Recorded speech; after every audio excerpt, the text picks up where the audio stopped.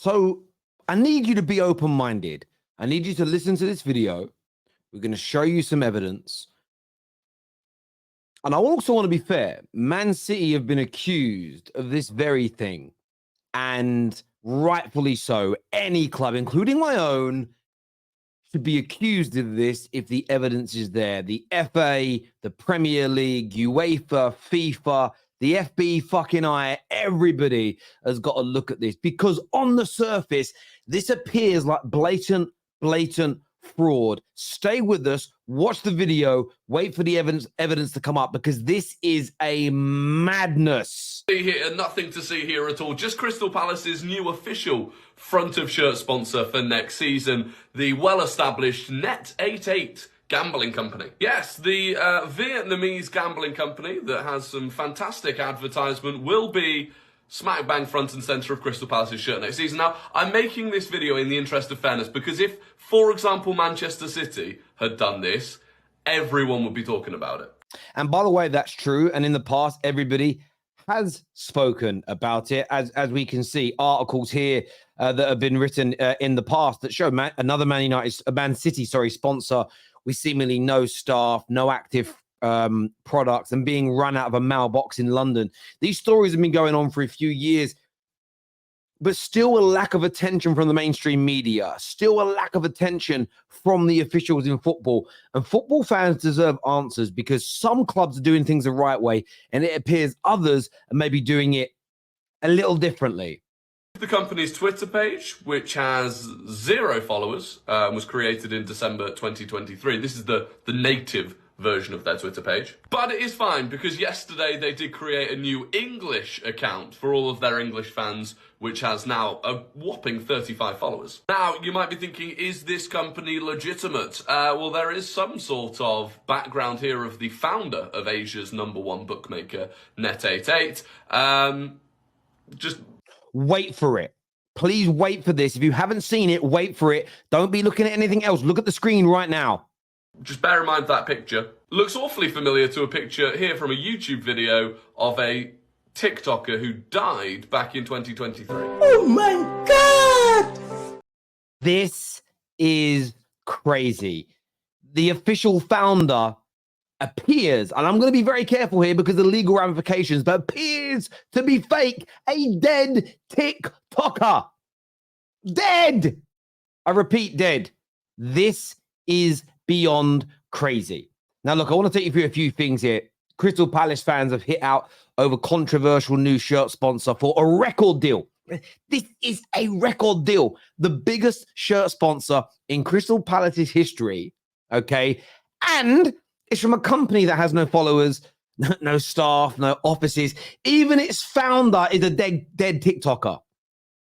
Of course they're angry, but they're not the only ones. They're not the only ones. Wolverhampton Wanderers have also announced a new sponsor, a company called D-Bet. Sorry, D-Bet. Could put you in debt. D-Bet. Okay? This company has no website. They've had a guy, by the way, they've all these videos, marketing videos they've done. He's a PR guy, a spokesperson guy. I think his name is, I want to get his name right here. It's Alan Algar. He is a spokesperson. When you look at his LinkedIn, he has worked for betting companies before, but he has a PR company now. He even says that he's an actor on his Twitter profile. Just putting that out there. He has said that he is an actor as well. Now, what's really interesting is when you look at when both companies, this here is absolutely staggering. When you look, okay, when both these companies, okay, registered and filed in the UK, it was on the 13th of March, both of them at the same time. I mean, this could be a coincidence. Could it be magic? No. Could it be magic? Maybe. Could it be a coincidence? Both the dead TikToker and the CEO of the other company bowling down to do it at the same time. This just looks like fraud, bruv. And this is the pièce de résistance for me when I got sent this. This is the native website of Net88. Looks pretty janky. You definitely wouldn't put your card details into that website. Do you want to see D-Bet or D-Bet? It's the same website in a different color. Oh, no. This is crazy. Now, listen, I'm not having to go Wolverhampton Wanderers fans, Crystal Palace fans, but surely they don't want this. I have been hugely critical of some of the sponsorship deals that I have seen at Man City. I still don't understand how a company can give 1 million, 5 million, 10 million, 20 million, 30 million, but have no turnover, have no staff, have no offices, have no products, have no services on offer. That for me is a red flag. But we asked a question the other day, why are there a number of teams and seemingly smaller clubs that are kind of veering towards backing Man City in these legal cases against the Premier League?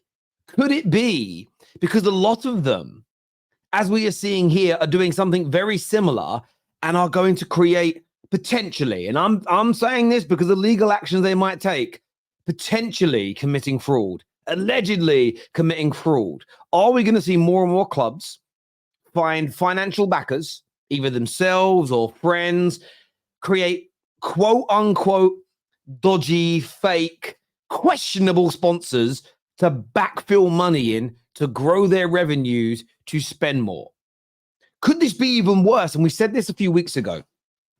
Me and LB were debating this. There has to be governance. There has to be challenge when it comes to all sponsors at all clubs. And you need third-party independent people to look at these deals because you have to protect against money laundering. I don't know their owners. You don't know their owners. This looks crazy. And what Rory said in his video is so true. If this was Man City, everybody and his dog would jump upon it. We have to keep the same energy. We have to keep the same energy because football cannot go down this route. Football cannot go down this route where clubs could potentially start laundering money. Clubs could start with a partner or a friend, start creating fake companies to make their shirt sponsors, their arm sponsors, their stadium sponsors to siphon money in. Why are they doing this? Why are they doing this? What is their end goal? This has to be looked at because it is absolutely horrific. Dead TikToker. I can't get at that out of my head. Looking at this here, the Wolverhampton Wanderers deal is said to be worth, it says here, it will thought it'd be worth around 7 million, but today a more accurate information came to light. The D-Bet deal is actually worth just under 10 million a year. 10 million a year. 10 million pounds a year being pumped in. I'm not sure what Crystal Palace's is. I didn't even read the full article. I'm not even bothered about the full article about it.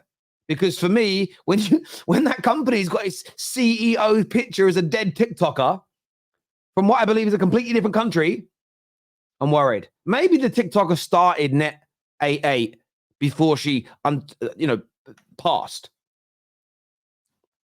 Maybe it's a family member and they're paying homage. Sometimes I do it where I might have a picture of a family member of mine who's passed away as my profile picture for a period of time. Maybe that's what it is. But I want to get your thoughts and feelings. But the Premier League has got to step up. Man City have alleged to have done it. Now you've got Wolves and Crystal Palace, and there may be multiple other clubs out there with sponsors that we have never heard of, companies with no staff, no offices, no social media. By the way, neither of these companies, I can't find anything on LinkedIn, so nobody works for them. And what would normally happen? So BetMGM, MGM are a huge company in America. They then start trading in the UK. What they then go and do is employ people in the UK that have LinkedIn profiles. It's very quick and easy to find out who company people are, who they work for, their experience, their background, websites. How are you sponsoring a club £10 million a year, but you don't even have a website? You don't have a social media presence. You have no staff. And your CEO is a dead TikToker. Mad. Give me your thoughts and feelings below. But the Premier League have got to step up because this is